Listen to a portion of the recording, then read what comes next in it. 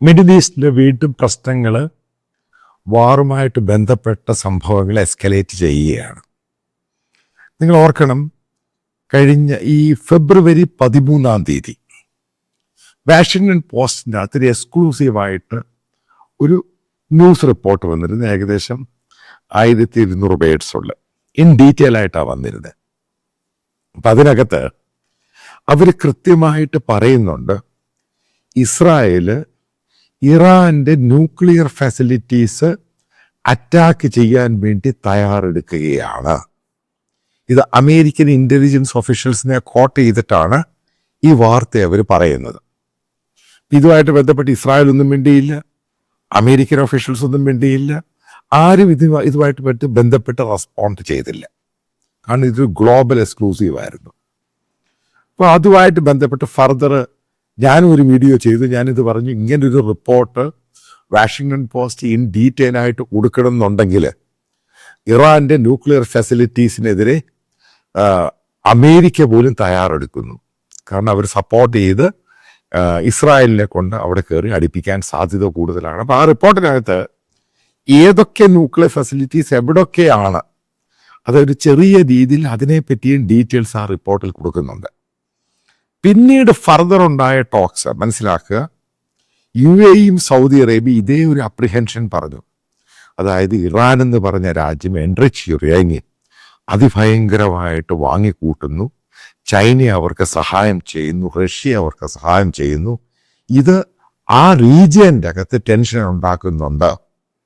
കാരണം ഈ Ali Khamenei എന്ന് പറയുന്നയാൾ ഒരു കാരണവശാലും ന്യൂക്ലിയർ വെപ്പൺസിനെ പറ്റി ഫർദർ ഡിസ്കസ് ചെയ്യാൻ തയ്യാറാകുന്നില്ല. പക്ഷെ ഇറാനിയൻ ഭരണകൂടം, അതായത് മസൂദ് പെഷഷ്കാനും കൂട്ടർക്കും ഇതുമായി ബന്ധപ്പെട്ട് ഒരു നെഗോസിയേഷൻ അമേരിക്കയുമായിട്ട് ചെയ്യാൻ തയ്യാറാണെന്നുള്ള രീതിയിൽ ഇറാനിയൻ പത്രവും റിപ്പോർട്ട് ചെയ്തു. ഇനി നമ്മൾ കൂട്ടിച്ചേർത്ത് വായിച്ചിട്ട് ഇതിനകത്ത് അറിയേണ്ട ഒരു സംഭവമുണ്ട്.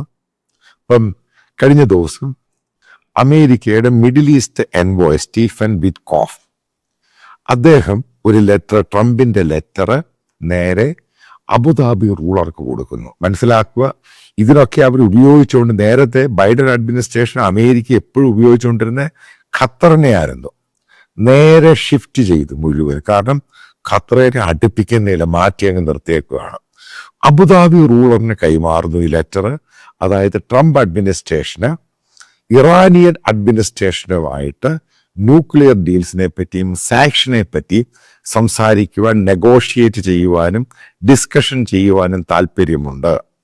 അതിൻ്റെ പ്ലേസ് ആയിട്ട് അവരെ അബുദാബി തിരഞ്ഞെടുക്കാനും, അബുദാബിയോ അല്ലെങ്കിൽ സൗദി അറേബ്യ, കാരണം രണ്ടുപേരും ഡിസ്കസ് ചെയ്യാനുള്ള പ്ലേസ് വെന്യൂ ആയിട്ടും തിരഞ്ഞെടുക്കാൻ അവർക്ക് താല്പര്യം. അതിൻ്റെ പേരിലാണ് അബുദാബി റൂളർക്ക് ഈ ലെറ്റർ കൊടുക്കുന്നത്. അവർ ആ ലെറ്റർ അലി ഖമേനിക്ക്, ഇറാനിയൻ അംബാസഡർ കൈമാറുന്നു. ഇറാനിയൻ ഫോറിൻ മിനിസ്റ്റർ അംബാസഡറുടെ കൈമാറുന്നു. ഇവിടെയാണ് നമ്മൾ ശ്രദ്ധിക്കേണ്ട ഏറ്റവും വലിയ പ്രധാനപ്പെട്ട ഘടകം. അതായത് ഇറാനിയൻ ആധ്യാത്മിക ഷിയ സുപ്രീമോ അലി ഖമേനി ഇത് കംപ്ലീറ്റ് ആയിട്ട് അങ്ങ് റിജക്റ്റ് ചെയ്തു. ഈ അമേരിക്കൻ പ്രൊപ്പോസൽ, അതായത് നെഗോഷിയേറ്റ് ചെയ്യുക, ഡിസ്കസ് ചെയ്യുക, ഇറാനിയൻ സാങ്ഷൻ ഡിസ്കസ് ചെയ്യുക, ഇറാന്റെ ന്യൂക്ലിയർ വെപ്പൺസ് ഡിസ്കസ് ചെയ്യുക. അതിനുശേഷം അവിടെ നടന്ന് ജനക്കൂട്ടമായിട്ട് ഡിസ്കസ് ചെയ്തപ്പോൾ അവരോട് പറഞ്ഞത്, ട്രംപ് അഡ്മിനിസ്ട്രേഷനാണ് നേരത്തെ വന്ന സമയത്ത് ഇറാന് കിട്ടിയിരുന്ന പല കൺസെഷൻ, അതായത് ഒബാമ കൊണ്ടുവന്ന കൺസെഷൻ, അത് മാറ്റിയത് ട്രംപാണ്. അതുകൊണ്ട് ട്രംപിനെ ആ കാര്യത്തിൽ ഞങ്ങൾക്ക് വിശ്വാസമില്ല. ആദ്യം അമേരിക്ക ഇറാനെതിരെ നിലനിർത്തിയിരിക്കുന്ന സാങ്ഷൻ വിഡ്രോ ചെയ്യുകയാണെങ്കിൽ ഞങ്ങൾ ഫർദർ ഡിസ്കഷന് താല്പര്യമുണ്ട്. അതുമല്ല, അവരുടെ ഐഡന്റിറ്റി, അതായത് ന്യൂക്ലിയർ വെപ്പൺസുമായി ബന്ധപ്പെട്ട് ഒരു പ്രത്യേക രീതിയിൽ എല്ലാം കൂടെ അമേരിക്ക തയ്യാറാക്കുന്ന രീതിയിൽ ഒരു ഡിസ്കഷൻ അവർക്ക് താല്പര്യമില്ല എന്ന് അലി ഖമേനി പറയുന്നു. അതിനെ പിന്തുണച്ച് ഇറാനിയൻ പ്രസിഡന്റ് മസൂദ് പെഷഷ്കാൻ പറയുന്നത്, അമേരിക്കയ്ക്ക് വാർ വേണമെങ്കിൽ ചെയ്യാം, ഞങ്ങൾക്ക് പല കാര്യങ്ങൾക്ക് ലിമിറ്റ് ഉണ്ട്. അദ്ദേഹത്തിന്റെ സ്റ്റേറ്റ്മെന്റ് ഇന്നലെ വന്നു, ഇന്ന് ഖമേനിയുടെ സ്റ്റേറ്റ്മെന്റ് വന്നു. ഇപ്പം നമ്മളിതെല്ലാം കൂടെ നോക്കി വായിക്കുമ്പോൾ മനസ്സിലാക്കേണ്ട ചില കാര്യങ്ങളുണ്ട്. അതായത് ഇറാനിയൻ ന്യൂക്ലിയർ വെപ്പൺസ് ഇസ്രായേലിന് മാത്രമല്ല ത്രെട്ട്, സൗദി അറേബ്യക്ക് ത്രെട്ടാണ്, UAEക്ക് ത്രെട്ടാണ്, ആ റീജിയൻ മുഴുവനും ത്രെട്ടാണ്. കാരണം ഇപ്പോഴത്തെ അവർ ആ രാജ്യത്തിൻ്റെ സാമ്പത്തിക സ്ഥിതി വളരെ മോശം. അവിടെ ജനങ്ങൾ മുഴുവനും എതിര്, അതായത് വലിയൊരു വിഭാഗം ജനങ്ങൾ അവരുടെ ഷിയ ഭരണകൂടത്തിനെതിരെ, ഈ മത തീവ്രതയ്ക്കെതിരെ ഭയങ്കരമായിട്ട് എതിരാണ്. അപ്പം ഇതൊരു പ്രത്യേക രീതിയിൽ ഇതുമായിട്ട് മുന്നോട്ട് പോവുകയാണെങ്കിൽ ഫർദറായിട്ട് ഇറാൻ ഇടപെടുന്നില്ല. അതായത് അവര് മുന്നോട്ട് പോകാൻ, അതായത് യോജിച്ച് മുന്നോട്ട് പോകാൻ താല്പര്യമില്ല എങ്കിൽ അമേരിക്കൻ സപ്പോർട്ടോടു കൂടി പ്രീഎംപ്റ്റീവ് സ്ട്രൈക്ക് ഇറാനിൽ നടത്താനുള്ള സാധ്യത, അതായത് വരാനുള്ള ഒരാഴ്ചയോ 2 ആഴ്ചയ്ക്കുള്ളിൽ ഇത് നടത്താനുള്ള സാധ്യത ഇസ്രായേലിനുണ്ട്. കാരണം അങ്ങനെയാണ് ഈ റിപ്പോർട്ടുകളെല്ലാം നോക്കുമ്പോൾ നമുക്ക് മനസ്സിലാക്കാൻ സാധിക്കുന്നത്.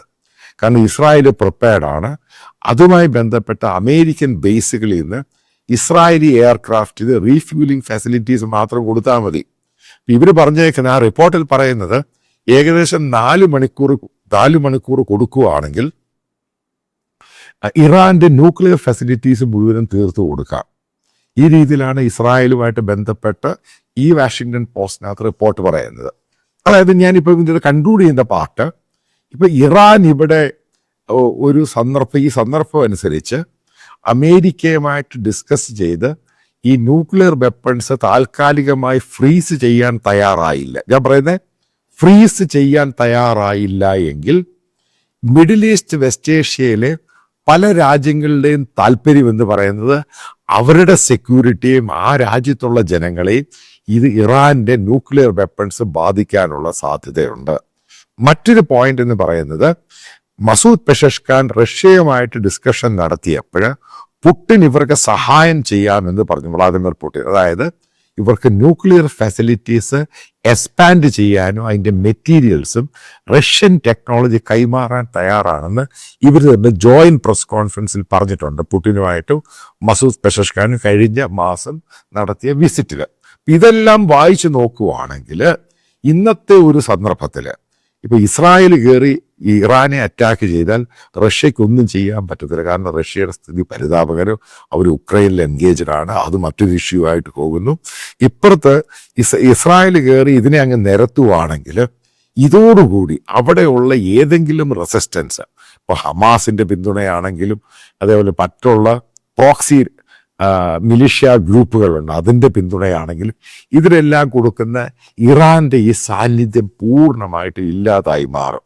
അതേപോലെ ട്രംപ് അഡ്മിനിസ്ട്രേഷനും ഇസ്രായേലിനും ഈ പറയുന്ന സൗദിക്കും UAE-ക്കും താല്പര്യമുള്ളതുപോലെ ഈ പാലസ്തീനുമായിട്ടുള്ള ഗാസയുടെ ഇഷ്യൂവിന് ആരും സപ്പോർട്ട് ചെയ്യാനുള്ള ആ സമയത്ത്, കാരണം ഇതിനെ കംപ്ലീറ്റ് ആയിട്ട് തൊലച്ച് കഴിഞ്ഞ് ഇവരെ നേരെ ജോർദാനിൽ ഈജിപ്തിലോട്ട് കൊണ്ടുപോകാൻ നേരത്ത് ഇവർക്കും വലിയ തടസ്സമൊന്നും ഉണ്ടാവുന്നില്ല. അപ്പം ഇതിൻ്റെ അകത്ത് ജിയോ പൊളിറ്റിക്സ് ഉണ്ട്.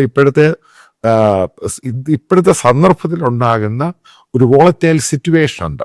അപ്പം അതിനെ എങ്ങനെ യൂസ് ചെയ്ത് മാറ്റിയെടുക്കാമെന്നുള്ളതാണ് ഇപ്പോഴത്തെ ഒരു പ്രധാനപ്പെട്ട ചർച്ച എന്ന് പറയുന്നത്.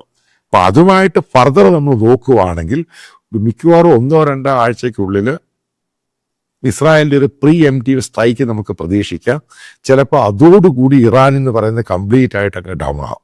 കാരണം അതുമാത്രമല്ല, അവർ ഇലക്ട്രിക് എല്ലാ ഫെസിലിറ്റീസിനെ കയറിയൊക്കെ അടിച്ചു കഴിഞ്ഞാൽ ഇപ്പോഴത്തെ ഷിയ ഭരണകൂടം തെറിക്കാനുള്ള സാധ്യതയും കൂടുതലാണ്. ഇതെല്ലാം കൂടെ കാൽക്കുലേറ്റ് ചെയ്യുമ്പോൾ ഈ സംഭവം വരാനുള്ള, അതായത് വാറ് സ്ട്രെയിറ്റ് ആയിട്ട് വരാനുള്ള സാധ്യത കൂടുതലാണ്. ഇറാൻ ഈ പറഞ്ഞ കാര്യങ്ങൾ, അതായത് അമേരിക്കൻ നിർദ്ദേശങ്ങളും ആയിട്ട് മുന്നോട്ട് പോയില്ലെങ്കിൽ 100% ഇസ്രായേൽ കയറി അടിക്കാനുള്ള സാധ്യത വളരെ വളരെ കൂടുതലാണ്.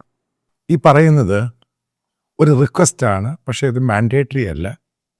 ഈ ചാനൽ പൂർണ്ണമായിട്ടും ഫ്രീ ആയിരിക്കും. പക്ഷെ നിങ്ങൾക്കറിയാം ഈ യൂട്യൂബ്, ഗൂഗിളിൽ നിന്ന് കിട്ടുന്നത് അത് ഒരു പരിധി വരെ അതിനകത്ത് ഇതിൻ്റെ എക്സ്പെൻസുമായിട്ട് കമ്പയർ ചെയ്യാൻ പറ്റുകയുള്ളൂ. അപ്പം ഇതിൻ്റെ താഴെ ഇതിൻ്റെ കമൻറ്റ് ബോക്സിൽ അപ്പം ബാങ്ക് ഡീറ്റെയിൽസും കറണ്ട് അക്കൗണ്ടാണ് പിൻ ചെയ്തിട്ടുണ്ട്. പിന്നെ വീഡിയോയിൽ ഇതിൻ്റെ സ്കാനറുണ്ട്. അപ്പം നിങ്ങൾക്ക് താല്പര്യമുള്ളവർക്ക് അത് കോൺട്രിബ്യൂട്ട് ചെയ്യാം. മേക്ക് ഇറ്റ് ക്ലിയർ, ഇത് കംപ്ലീറ്റ്ലി ഫ്രീ ആയിരിക്കും. കുറച്ച് എക്സ്പാൻഷൻ പ്ലാനുകളൊക്കെ ഉണ്ട്. നല്ല മാൻ പവർ വേണം, കുറച്ച് കൂടുതൽ നല്ല ടെക്നോളജി വേണം. അതിനൊക്കെ സ്പെൻഡ് ചെയ്യണം. കാരണം ആൾക്കാരുടെ വ്യൂസ് കൂടുന്നുണ്ട്. നിങ്ങൾക്കറിയാം, എനിക്ക് ഈ പറയുന്ന ഒരു വലിയ സബ്സ്ക്രിപ്ഷനൊന്നുമില്ല. സഹകരിക്കാൻ താല്പര്യമുള്ളവർക്ക് സഹകരിക്കാൻ. ഒരു കാരണവശാലും ഇത് നിർബന്ധമോ മാൻഡേറ്ററി അങ്ങനെ ഒന്നും തന്നെയല്ല. നിങ്ങൾക്ക് താല്പര്യമുള്ളത് മാത്രം വിശ്വസിക്കുന്ന നിങ്ങൾ ഇതിൽ കോൺട്രിബ്യൂട്ട് ചെയ്യുമെന്ന്.